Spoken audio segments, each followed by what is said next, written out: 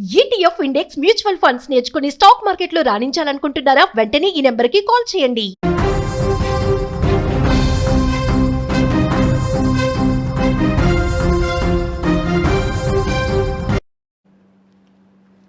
నిన్న మొన్నటి వరకు చుక్కలు చూపించినటువంటి బంగారం ఇప్పుడు పూర్తిగా రివర్స్లో పయనిస్తుందా?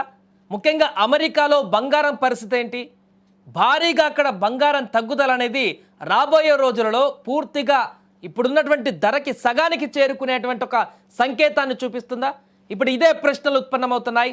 ముఖ్యంగా అమెరికా ప్రభుత్వం షట్డౌన్తో ఇన్వెస్టర్లు పూర్తిగా అయోమయానికి గురయ్యారు. దీంతో ఒకే రోజు భారీగా పసిడి ధరలు ప్రపంచవ్యాప్తంగా కూడా తగ్గాయి. ముఖ్యంగా మన దగ్గర కూడా బంగారం పూర్తిగా కూడా తగ్గిపోయింది. చాలా పర్సెంటేజ్ 12 సంవత్సరాల తర్వాత ఈ స్థాయిలో బంగారం ఎప్పుడు కూడా తగ్గుదల కనిపించలేదు. మనం నిత్యం చూస్తూ ఉంటాం పసిడి ధర రోజు పెరుగుతుంది, ఆల్ టైమ్ రికార్డ్ హైయెస్ట్ పెరిగిందనే వార్తలు వింటాం. కానీ తగ్గుదల కొంతమేరకు తగ్గుతుంది అప్పుడప్పుడు చెప్తాం, కానీ రికార్డు స్థాయి తగ్గుదల ఎప్పుడు కూడా మెన్షన్ చేయం. కానీ ఇప్పుడు మొదటిసారి 12 సంవత్సరాల కనిష్టానికి అంటే అంత 12 సంవత్సరాలకు ఎప్పుడు తగ్గనంత దారుణంగా బంగారం ధరలు తగ్గాయి. 6.3% బంగారం ధరలు దిగి రావడం దేనికి సంకేతం అనేది కూడా ఇప్పుడు ప్రశ్నగా మారింది. ముఖ్యంగా అమెరికాలో నెలకొన్నటువంటి పరిస్థితుల కారణంగానే ఇప్పుడు వరుసగా గత కొద్ది రోజుల నుంచి 1,30,000కు పైగా పలుకుతూ వచ్చినటువంటి బంగారం అంతా కూడా రెడీమేడ్గా పెరిగిపోతుంది, మరలా తగ్గుతుందని చాలామంది వాదనలు వినిపించారు. దానికి తగ్గట్టుగానే ఇప్పుడు అక్కడ కొన్ని సంకేతాలు కూడా కనిపిస్తున్నట్టుగా తెలుస్తుంది. భారత్లో ప్రస్తుతం పసిడి కొనుగోళ్ల సీజన్ ముగిసింది నిన్నటితోటి. సో అదేవిధంగా అమెరికా చైనా మధ్య ఉన్నటువంటి సానుకూల వాణిజ్య చర్చలు కూడా కొంత బంగారానికి తగ్గడానికి గల కారణాలుగా కనిపిస్తున్నాయి. అండ్ ఇతర కరెన్సీతో పోల్చుకుంటే డాలర్ ఇప్పుడు బలపడింది.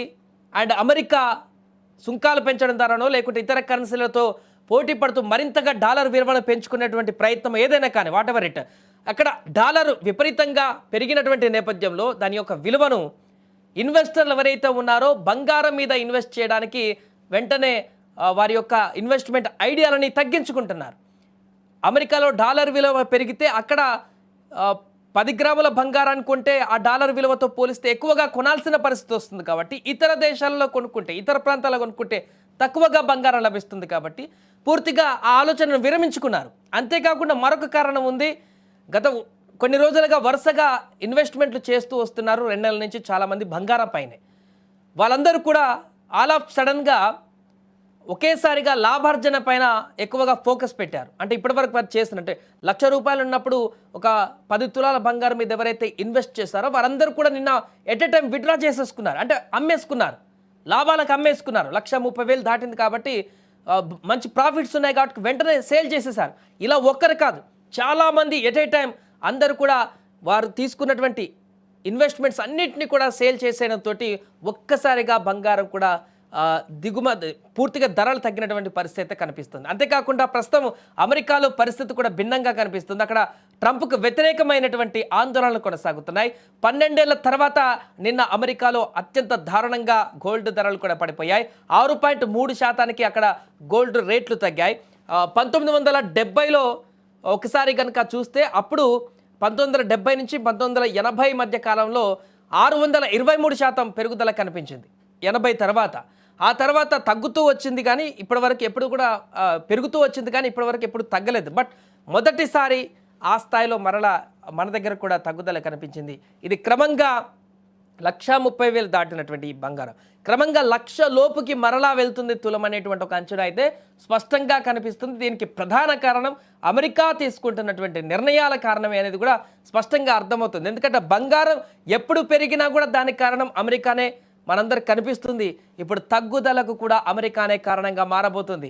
అక్కడ నెలకొంటున్నటువంటి అస్థిరతలు, ట్రంప్కు వ్యతిరేకంగా నెలకొంటున్నటువంటి అక్కడ నిరసనలు, అదేవిధంగా ఈ మధ్యలో జరిగినటువంటి నో కింగ్స్ నిరసనలే కానీ ఇప్పుడు ట్రంప్ కూడా మిగతా దేశాలపైన సుంకాలు విధిస్తూ డాలర్ని తనకు త్వరగా మరింత బలపరచడానికి చేస్తున్నటువంటి ఈ యొక్క పరిణామాలన్నీ కూడా అంటే ఇది శాశ్వతంగా నిలదొక్కునేటువంటి పరిణామాలు కావు, తాత్కాలికంగా దాని విలువను పెంచుకునేటువంటి ప్రయత్నాలే. కాబట్టి ప్రస్తుతానికి పెరిగినా కూడా అది స్టేబుల్గా ఉండేటువంటి పరిస్థితి కాదనేది కూడా అందరికి అర్థమైపోతుంది. కాబట్టి ఇప్పుడు ఈ యొక్క మార్కెట్లో అనిశ్చితి ఏర్పడినట్టుగా తెలుస్తుంది.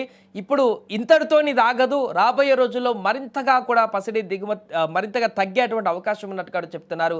అమెరికాలో రోజు రోజుకు పరిస్థితులు అక్కడ మారుతున్న నేపథ్యంలోనే ఇన్వెస్టర్లు అందరూ కూడా ఇప్పుడు గోల్డ్ వైపు నుంచి మరలా ఇతర మార్కెట్ల పైన ఎక్కువగా మొగ్గు చూపేటువంటి పరిణామాలు అయితే స్పష్టంగా కనిపిస్తున్నాయి. ఈ నేపథ్యంలోనే ఎట్ ఏ టైం బంగారం తగ్గింది. దానికి ప్రధాన కారణం ముఖ్యంగా మన దేశంలో కూడా చూస్తే ధనత్రయోదశి అయిపోయింది నిన్న. పెళ్లిళ్ళ సీజన్ కూడా ఇప్పుడు లేవు, ఇంకా చాలా రోజులు ఉన్నాయి. అండ్ అక్కడ డాలర్ విలువ పెరగడం ఇవన్నీ కూడా అంటే ఇంక ఈ నెల పాటు కూడా ఇప్పటివరకు పెరుగుతున్న వార్తలు మనం విన్నాం. ఈ నెల 2 నెలల వరకు కూడా మళ్ళీ పెళ్లిళ్ళ సీజన్లు వచ్చే వరకు కూడా ఇదే తగ్గుదల కనిపించేటువంటి అవకాశం కూడా ఉన్నట్టు కూడా చాలామంది విశ్లేషకులు కూడా చెప్తున్నారు. అందుకే ఇప్పుడు ఒకటే పని చేస్తున్నారు.